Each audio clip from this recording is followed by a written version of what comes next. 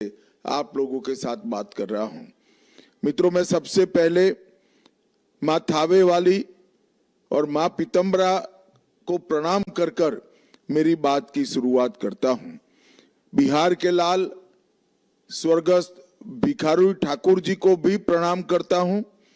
वो हमारे पड़ोस के सारण के ही थे और भिखारी ठाकुर जी के सम्मान में एनडीए ने छतरा में एक बहुत बड़ा भव्य स्मारक भी करा है। लोक कलाकार भिखारी ठाकुर आश्रम की स्थापना भी हमने की है और भिखारी ठाकुर जी के नाम पर एक फ्लाईओवर भी बनाया है। मित्रों, इस चुनाव में ये चुनाव कोई विधानसभा के सदस्य को चुनने का चुनाव नहीं है। ये चुनाव बिहार का भविष्य तय करने का। बिहार किसके हाथ में रहेगा?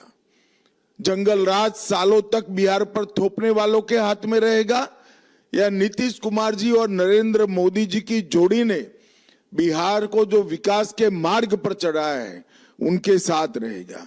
ये बिहार सुशासन बनाम जंगल राज का चुनाव है।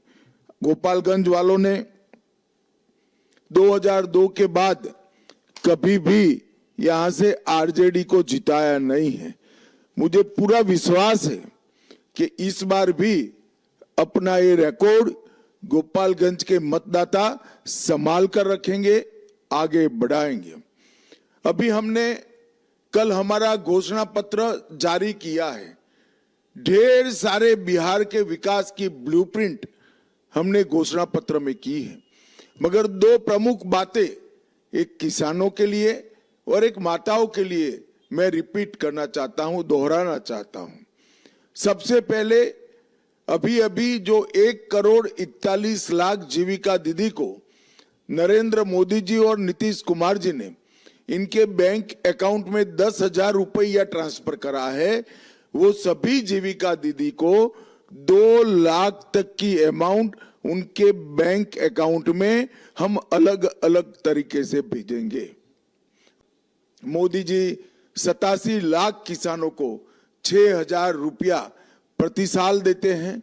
अब आप एनडीए सरकार बनाने के बाद ये 6,000 में 3,000 रुपया एनडीए सरकार बिहार की भी जोड़ेगी और 6,000 की जगह 9,000 रुपया मिलेगा।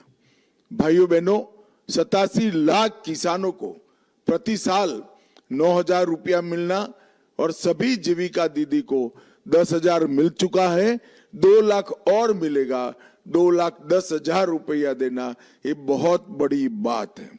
साधु यादव के सारे कारनामे गोपालगंज वालों से ज्यादा किसको मालूम है? जंगल राज के दौर में अनगिनत हत्याकांड हुए, जिसमें 12 नरसंहार, बथानी टोला नरसंहार, सोनारी नरसंहार, लक्ष्मणपुर बाथे कांड, शंकर बिघा कांड, मियापुर नरसंहार, अलग अलग 34 नरसंहार बिहार की भूमि को रक्त रंजित ये करे थे। उसकी जगह नरेंद्र मोदी और नीतीश कुमार जी ने बिहार में सुशासन का काम किया है।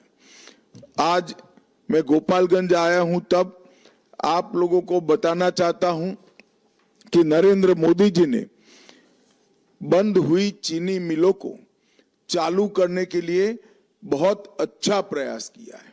रीगा चीनी मिल को चालू कर दी गई है। 3 चीनी मिलों में, जिले में 3 शुगर मिले, इथेनॉल प्लांट, चावल और आटा मिले और डेयरी प्लांट को आयोजित करने का हमने काम किया है। और मैं आज बिहार की जनता को कहने आया हूं कि बिहार की जितनी भी बंद चीनी मिलें पड़ी है, वो सभी चीनी मिलों को अगले 5 साल में चालू कर कर हम किसान की समृद्धि के लिए काम करेंगे। एमएसपी की बात ये महाठगबंधन वाले कर रहे हैं। मैं बिहार के किसानों को बताना चाहता हूं कि 2014-15 में धान की एमएसपी 1,310 रुपया थी। अब हमने इसको बढ़ाकर 2,400 रुपया की है। 81% की वृद्धि की है और मक्के की एमएसपी भी 1310 से बढ़ाकर 2400 रुपया की है और गेहूं की एमएसपी 1400 से बढ़ाकर 2600 रुपया करने का काम भारतीय जनता पार्टी की सरकार ने किया है। भाइयों बहनों, गोपालगंज जिले में 2200 करोड़ से डुमरिया घाट से पटना तक एक्सप्रेस वे बनाने का काम एनडीए की सरकार ने किया है। 340 करोड़ से हटुआ में आधुनिक एलपीजी बॉटलिंग प्लांट बनाने का काम किया है। 263 करोड़ से गंडक नदी पर 70 घाट पुल का उद्घाटन हो चुका है और 200 करोड़ से NH 127 पर एलिवेटेड कॉरिडोर का निर्माण भी शुरू हो गया है।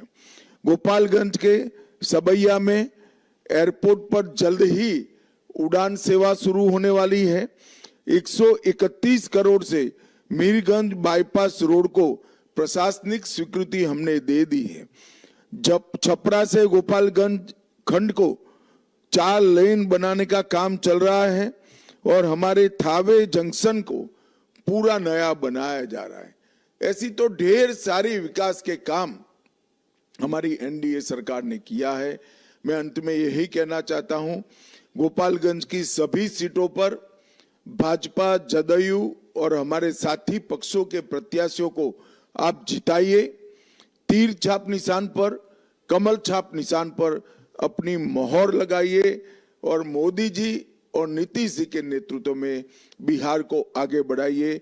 मैं फिर से एक बार आप सब लोगों के सामने पर्सनली नहीं आ पा रहा हूं, रूबरू नहीं आ पा रहा हूं, इसलिए आप सबसे क्षमा प्रार्थी हूं। वंदे मातरम। भारत माता की जय।